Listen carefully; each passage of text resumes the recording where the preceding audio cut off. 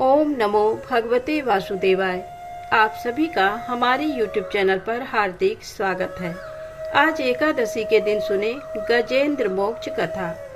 गजेंद्र मोक्ष की कथा भागवत पुराण में आती है, जिसमें ग्राह और गजेंद्र के युद्ध का वर्णन है, जिसमें गजेंद्र भगवान श्री हरि विष्णु की स्तुति करता है कि वह उसे ग्राह के चंगुल से मुक्त करवाएं।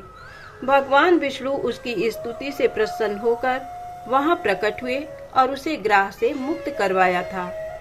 क्षीर सागर में त्रिकूट नामक 10,000 योजन ऊंचा पर्वत था। वहां महात्मा श्री वरुण देव का ऋतुमान नामक क्रीड़ा कानन था, जिसके चारों ओर दिव्य वृक्ष लगे हुए थे। वहां पर एक शक्तिशाली गजेंद्र बहुत सी हथिनियों के साथ रहता था। एक दिन गजेंद्र बहुत से हाथियों के साथ वहां स्थित सरोवर पर पहुंचा। गजेंद्र की गंध को सूंघकर सिंह, सर्प, अजगर आदि हिंसक पशु डर के मारे भाग गए और उसकी कृपा अनुग्रह में भालू, गीदड़, बंदर, हिरण आदि छोटे पशुओं निर्भय होकर घूमने लगे। गजराज कमल पराग से मिश्रित जल को सूंघता हुआ जलाशय में प्रवेश कर अमृत के समान जल को पीने लगा। उसके पश्चात थकावट को दूर करने के लिए अपनी सूंड में जल भरकर अपनी देह पर डालने लगा और अन्य हाथियों के साथ जल क्रीड़ा करने में मग्न हो गया। दैव योग से उसी जलाशय में रहने वाले ग्राह ने उसका पांव पकड़कर गहरे जल में खींच लिया। गजराज की सहायता करने के लिए अन्य हाथी हथिनियों ने उसे खींचा, लेकिन कोई भी उसका सहायक न हो सका। 1000 वर्ष तक युद्ध चलता रहा।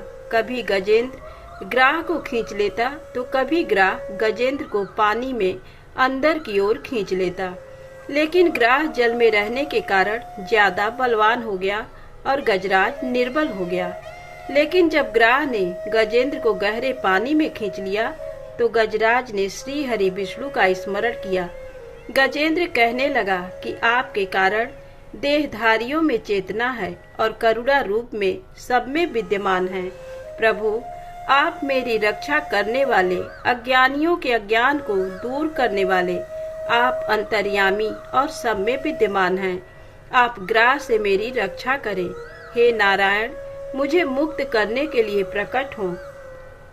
मैं इस ग्राह से छूटकर भी जीना नहीं चाहता। मुझे इस मूढ़ योनि से छुड़ाने के लिए प्रकट हों। हे प्रभु, मैं आपकी शरण में आया हूँ, मेरा उद्धार करें। गजेंद्र की स्तुति सुनकर नारायण भगवान प्रसन्न हुए और गरुड़ पर बैठकर वहां पहुंचे जहां गज और ग्राह में युद्ध हो रहा था। भगवान नारायण को देखकर हाथी ने सूंड में एक कमल लेकर नारायण भगवान को नमस्कार किया। भगवान ने ग्राह से ग्रसित हाथी को सरोवर से खींचकर चक्र द्वारा ग्राह के मुंह को फाड़ दिया और गजेंद्र को बचा लिया। ये देखकर सभी देवताओं ने फूलों की वर्षा कर भगवान विष्णु नारायण की स्तुति की। ग्राह पूर्व जन्म में हुहु नामक गंधर्व था, जो कि देवल ऋषि के श्राप के कारण ग्राह के रूप में पैदा हुआ था। इस पाप से मुक्त होकर वह फिर से गंधर्व बन गया। गजेंद्र पूर्व जन्म में पांड्य देश में इंद्रद्युम्न नाम का विष्णु भक्त राजा था। एक बार जब राजा मलय पर्वत पर तपस्या कर रहे थे, तब अगस्त मुनि वहां पहुंचे। तप में लीन राजा को अगस्त ऋषि के आने का आभास न हुआ। अतिथि सत्कार के अभाव होने पर ऋषि ने राजा को पशु योनि में जन्म लेने का शाप दिया, लेकिन भगवान की कृपा से इस योनि में भी उसे पूर्व जन्म का ध्यान बना रहा। भगवान विष्णु की कृपा से वह शाप मुक्त हो गया। विष्णु भगवान की कृपा प्राप्त कर वह विष्णु भगवान का पार्षद बन गया और विष्णु लोक पहुंच गया।